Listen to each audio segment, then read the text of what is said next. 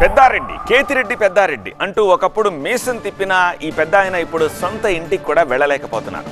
వైఎస్ఆర్ జయంతి వేడుకల్లో పాల్గొంటానన్న పోలీసులు పర్మిషన్ ఇవ్వట్లేదు. తాడిపత్రి వరకు కాదు, కనీసం యాడికి మండల కేంద్రానికైనా వెళ్తానని ఎస్పీకి లేఖ రాశారు. కానీ పోలీసులు మాత్రం యాడికి వెళ్లొద్దు, అసలు ఇల్లే దాటొద్దంటూ హౌస్ అరెస్ట్ చేశారు.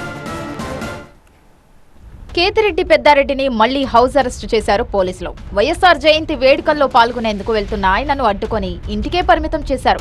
అంతకుముందు తాడిపత్రి నియోజకవర్గంలో జరిగే వైఎస్ఆర్ జయంతి వేడుకల్లో పాల్గొనేందుకు తనకు అనుమతి ఇవ్వాలని అనంతపురం ఎస్పీ జగదీష్ కు పెద్దారెడ్డి లేఖ రాశారు. తాడిపత్రి, యాడికి, పెద్దవడగూరు మండలాల్లో ఏదో చోట కార్యక్రమంలో పాల్గొనేందుకు అనుమతి ఇవ్వాలని కోరారు. కానీ పోలీసులు ఆయనకు పర్మిషన్ ఇవ్వలేదు.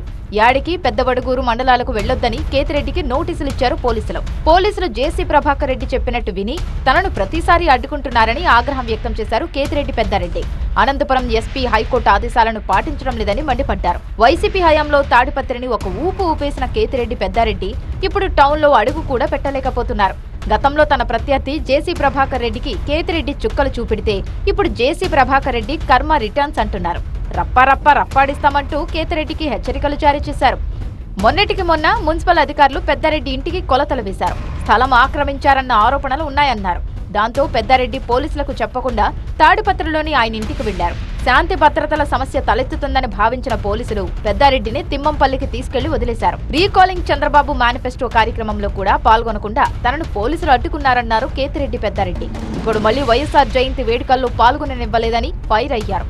ఇంకా ఎన్ని రోజులు తనను తిమ్మంపల్లికే పరిమితం చేస్తారని ప్రశ్నించారు పెద్దారెడ్డి.